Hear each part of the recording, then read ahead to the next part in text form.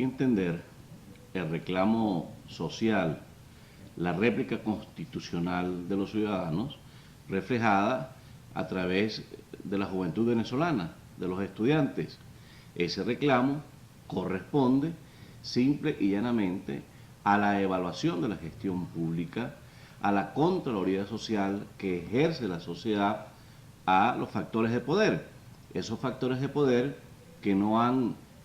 transmitido una respuesta asertiva al pueblo venezolano. ¿Qué ha ocurrido? Lo que ya todos conocemos. No es la violencia un método para resolver las crisis políticas de cualquier sociedad. La violencia acarrea más violencia y en consecuencia una respuesta de quien se siente agredido o de quien tiene una lectura errada de lo que acontece en el país, y esa lectura errada la ha tenido el propio gobierno, que no ha entendido claramente el mensaje que le está enviando la población venezolana, un gobierno cerrado, sin voluntad política ni democrática para resolver la grave crisis que viven los venezolanos. Estamos en un país polarizado, donde la oposición tiene una agenda, tiene una ruta, y el gobierno cerrado, obtuso, que no abre compuertas para aliviar la crisis política que vive el país. Eso es lo que ha pasado en Venezuela. La polarización y los radicalismos no han permitido de ninguna manera avanzar a través del diálogo inteligente para resolver los graves problemas que aquejan a la población. Las diferencias son muy claras y categóricas. El avance de los graves problemas que tiene el país. Una economía más destruida, la alta tasa de criminalidad que vive la sociedad venezolana, creciendo cada día, los valores económicos totalmente destruidos, la pérdida del poder adquisitivo, mayor inflación, mayor alto costo de la vida, con una moneda que lamentablemente no tiene ningún valor en los mercados internacionales, que nuestro único valor en el mercado internacional es el barril de petróleo, pero nuestro signo monetario no tiene absolutamente ningún valor. Al no tener ningún valor nuestro signo monetario, pues sin duda alguna que estamos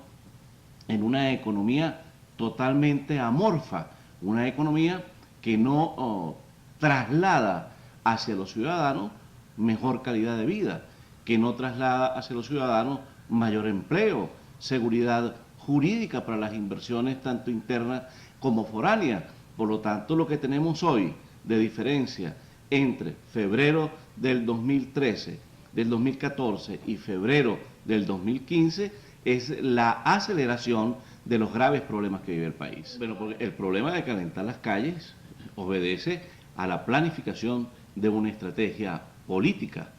Si evaluamos el resultado de las protestas acaecidas en febrero del 2014, pues nos vamos a encontrar con un balance altamente negativo.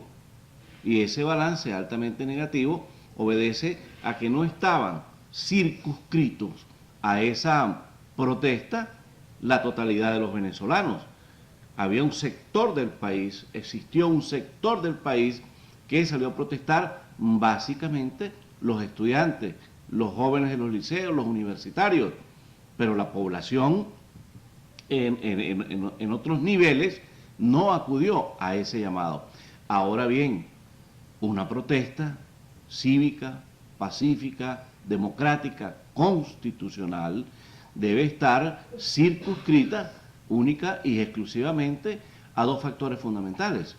el respeto al derecho a la vida y el respeto a los derechos humanos. Si esas protestas se organizan, si la réplica constitucional se traslada a la calle en la presencia de los ciudadanos en la calle, pues sin duda alguna que debería existir un mínimo de inteligencia por parte del gobierno para producir respuestas inteligentes, asertivas, que contribuyan a mejorar la situación de los venezolanos. Si el gobierno, ante una protesta de la sociedad venezolana, responde con represión, vamos a tener más muertos, más heridos, vamos a convertir al país nuevamente en un foco de controversia nacional desde el punto de vista de la violencia, pues sin duda alguna que la situación y las consecuencias serían altamente lamentables. Nosotros hemos estado trabajando desde el año 2012, cuando Hugo Chávez, luego de ganadas las elecciones de octubre de ese año, hizo un llamado a diálogo nacional. En ese momento consignamos ante el Poder Legislativo un proyecto de ley denominado Ley de Amnistía Nacional y Reconciliación Política, que obedecía, aparte del llamado que hacía el presidente a diálogo. Nosotros aceptamos el llamado a diálogo, abrimos la compuerta presentando un proyecto de ley que permitiera al gobierno tomar las decisiones conjuntamente con los operadores de justicia. Luego conocemos la situación presentada, el hecho sobrevenido de la enfermedad del presidente, y en consecuencia esto tuvo una merma en su eficiencia. Posteriormente, cuando Nicolás Maduro gana las elecciones en febrero del 2013, pues tenemos igualmente un llamado a diálogo nacional que le dimos continuidad al trabajo que veníamos realizando ya desde octubre del 2012 y acudimos a distintas instancias internacionales como nacionales para impulsar la decisión del Ejecutivo que permitiera la liberación de quienes estaban en prisión, el regreso de los exiliados a la patria, pero también el cese de la persecución judicial a gobernadores, exgobernadores, diputados de la Asamblea Nacional, alcaldes y exalcaldes que estaban en ese momento y continúan estando sometidos a persecución judicial por el gobierno. Allí, si hacemos un balance del resultado de lo fáctico de estas gestiones, pues tenemos que del año 2002, del golpe del año 2002 y las consecuencias que ello trajo con la prisión para diferentes actores que participaron allí, así como un gran número de exiliados, pues podemos determinar que por lo menos en prisión solo quedan 4 funcionarios de la Policía Metropolitana señalados de los hechos acaecidos en Puente Llaguno. Tenemos un grupo importante de exiliados y de los hechos que sucedieron posteriormente de manera sistemática entre el abril del 2002 y febrero del 2012,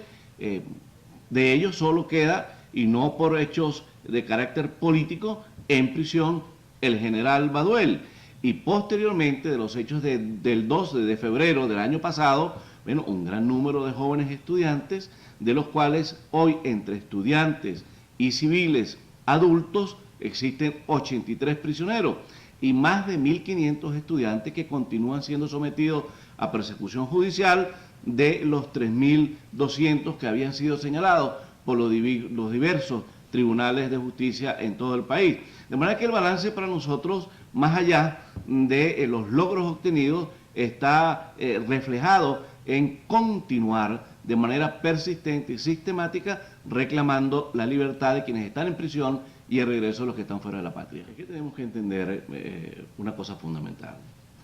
Quienes perdieron la vida, estudiantes y también un grupo de militares,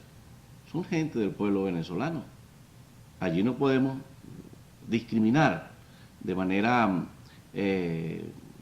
flagrante lo que tiene que ver con la calidad y la cualidad del venezolano. Los venezolanos que salieron a protestar lo están haciendo de manera legítima. Es la protesta un reclamo constitucional, un derecho constitucional, el legítimo derecho a protestar, solo que existen las variables que te adecúan la protesta al texto y a las normas. Una protesta pacífica, una protesta cívica, una protesta que refleje